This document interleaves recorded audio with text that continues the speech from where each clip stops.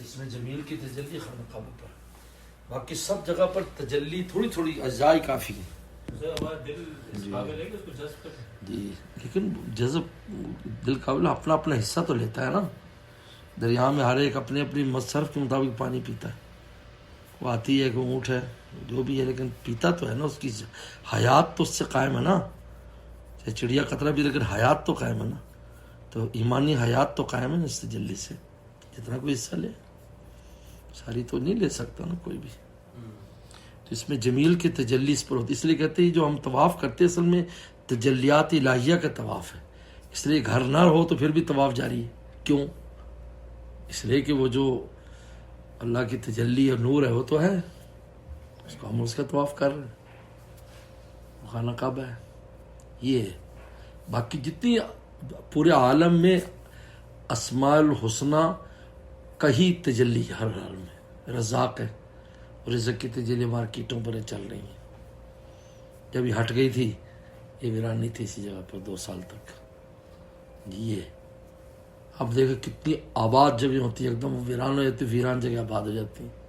یہ علم کی تجلی ہے، اس کی وجہ سے مدارس پر ادھر ادھر اس سے ہر ایک کو اس میں سے حصہ مل رہا ہے.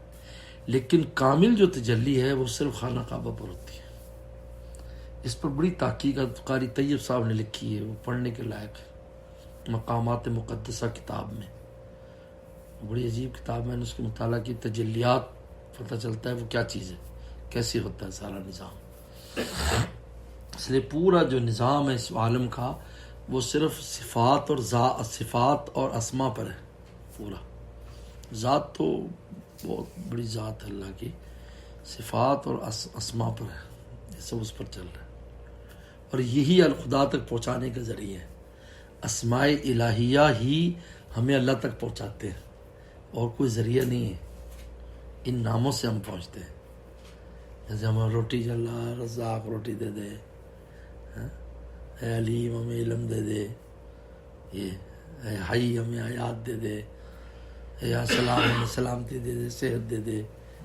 یہ اسماء جو ہے نا وہ ذات تک لے جاتے ہیں. ورنہ ذات الہی تو اس کی کنہ اور وہ تو بہت کیا کہنے ہیں، ناموں میں ایسی طاقت ہے، صفات میں ایسی طاقت ہے اللہ تعالیٰ کی. تو یہ سب تجلیات پر سارا عالم چل رہا ہے. جی، جہاں سے تجلی ہٹ جاتی ہے وہ جگہ ختم ہو جاتی ہے، وہاں علم ختم ہو جائے گا. بڑی بڑی درسگاہیں ویران ہو گئی. جب پڑھے گا تو ایک بالکل ناکارہ جگہ پر علم کے چشمے پھوٹ پڑتے ہیں.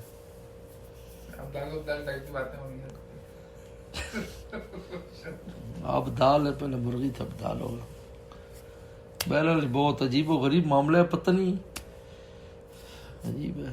ہمیں تو کہنا بھی مشکل ہے کسی بات پر، اس کی تعبیر بھی کرنا مشکل ہے. جو محسوسات ہوتی ہیں، یہ کیا، میں تو بہت زیادہ اس پر بات بھی مجھے جلدی سمجھ میں آ جاتی، کوئی جہاں کبھی ایسے لکھی ہو، لیکن یہ بہت عجیب نظام ہے.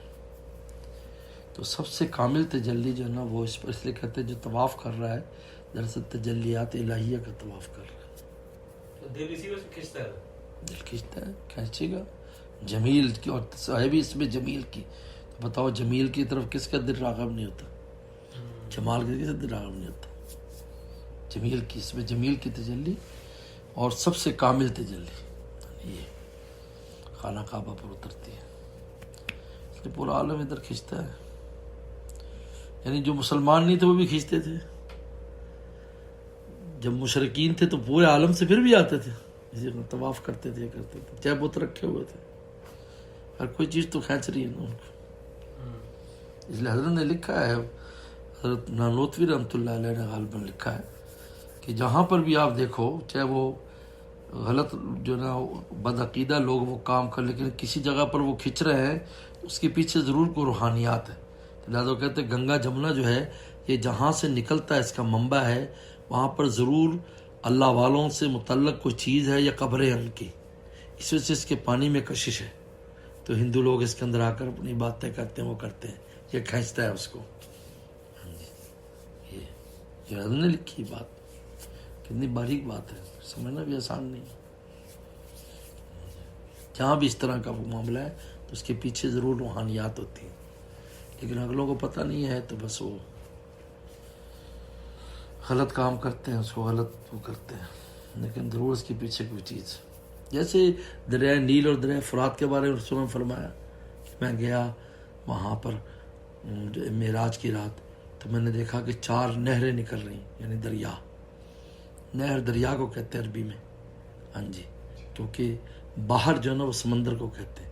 تو نہر جو ہے نا وہ یہ تو نہر جیہون، نہر سیہون، یہ 2 دریا ہیں جو افغانستان اور ازبکستان کو الگ کرتے ہیں. تو وہ دریا ہیں دراصل، لیکن ان کو کہتے ہیں نہر کہتے ہیں. تو نہر اصل میں دریا کو کہتے ہیں، سمجھے نہیں؟ تو لیکن ہماری اردو میں نہر اور ہے، یہ عربی میں نہر اور ہے، اردو میں اور. تو وہ دیکھا 4 نہریں نکل رہی، تو 2 ایسے جاتی نظر آ رہی ہیں اور 2 غائب ہو جاتی ہیں.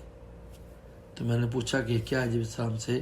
کہا کہ یہ جو غائب ہو جاتی ہیں یہ دریا جا رہے ہیں جنتوں میں، جنتوں کو، ساری جنتوں کا پانی یہاں سے سدرۃ المنتہا کی جڑ میں، اور یہ جو نظر آ رہے ہیں یہ دریائے نیل اور فرات ہے.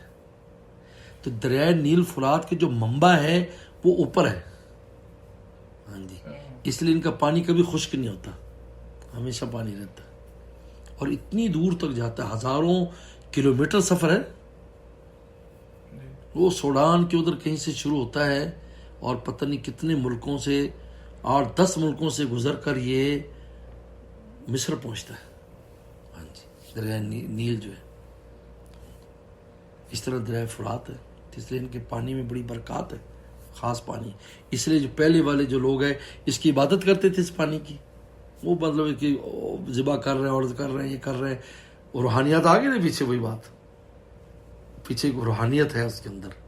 تو وہ اس کی غلط یعنی اس کو انداز میں اس کی وہ کرتے تھے.